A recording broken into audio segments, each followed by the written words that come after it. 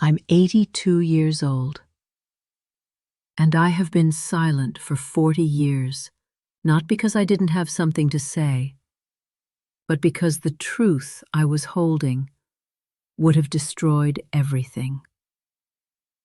My husband didn't just lie to me, he built an entire life right beside mine, and I let him.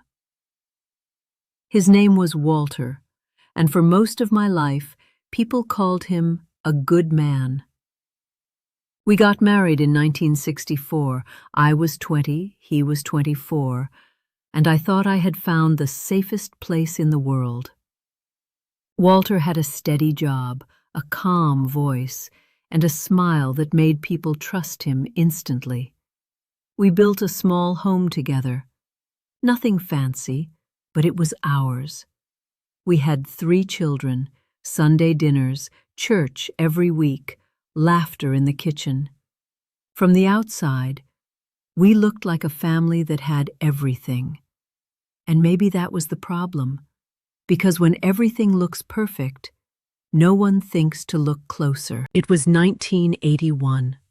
I remember the day clearly, not because something loud happened, but because everything went quiet. Walter had left for work, and I was cleaning the bedroom. That's when I found it, a letter, folded carefully, hidden in the inside pocket of his coat. I didn't mean to read it, at least that's what I told myself. Her name was Margaret. She wrote, "I miss you. He keeps asking when you're coming back." He, not they, not we. He. My hands started shaking. I read the letter again and again, trying to make it mean something else, but it didn't. It meant exactly what I was afraid of. My husband had another life, and somewhere out there, there was a child waiting for him to come home. That night, I didn't scream, I didn't cry. I waited. When Walter walked through that door, he saw the letter in my hand, and in that moment, I watched 30 years of marriage collapse in his eyes. He didn't deny it. That was the worst part. He sat down, looked at the floor, and said, "I was going to tell you." No, he wasn't. Men don't hide things for years if they plan on telling the truth. He told me everything, the woman, the child, how long it had been going on. Not a mistake, not a moment of weakness, a second life. I should have left. Anyone listening to this right now would say the same thing. But I didn't, because in 1981, a woman like me, with no job, no money, and 3 children still depending on her, didn't just walk away. So I made a decision, a quiet one, a dangerous one. I stayed, but something inside me didn't. After that night, I didn't just lose my husband. I lost myself, the woman I used to be, soft, trusting, warm. She didn't survive that truth. In her place was someone quieter, harder, always watching. I started noticing things I had ignored before, the way he checked the clock before leaving the house, the way he smiled at nothing, like his mind was somewhere else. And the worst part? I knew exactly where that somewhere else was. Dinner became silent, conversations became shorter, and love became something we pretended was still there. My children felt it. Children always do. But they didn't understand it. To them, their father was still laughing, still joking, still showing up. And I was the one pulling away. I watched my own children drift toward him while I stood in the same house, feeling like a stranger. And every time they chose him, It hurt. Not because they were wrong, but because they didn't know the truth. And I was the one keeping it from them. Years passed, then decades, and something strange happened. We stopped talking about what happened as if silence could erase it. But silence doesn't erase anything. It just buries it. Alive. We became experts at pretending. From the outside, we were still the same family, but inside, we were living separate lives under the same roof. He had his secrets, and I had my distance.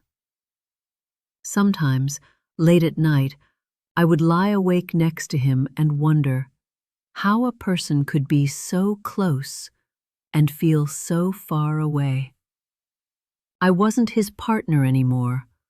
I was just the woman who stayed. There's something else I need to admit. There were moments when I almost told my children. Moments when the truth sat on the tip of my tongue, begging to be set free. But every time, I stopped. Because I was afraid. Afraid that if I broke their image of their father, I would break something inside them too. So instead, I protected a lie. And in doing that, I slowly destroyed the only honest version of myself. Walter died in 2021, and when people came to say goodbye, they didn't come for the man I knew. They came for the man they believed in. A good husband, a devoted father, a respectable man. And I sat there, listening to story after story, feeling like I was attending a stranger's funeral. Because the man they were describing was only half real. The other half was buried with him. Or at least, that's what I thought. A few months later, on a quiet afternoon, there was a knock on my door. I remember hesitating. At 96, you don't expect surprises anymore. But life has a way of saving its biggest ones for the end. I opened the door, and there he was, standing right in front of me, not a stranger, not completely.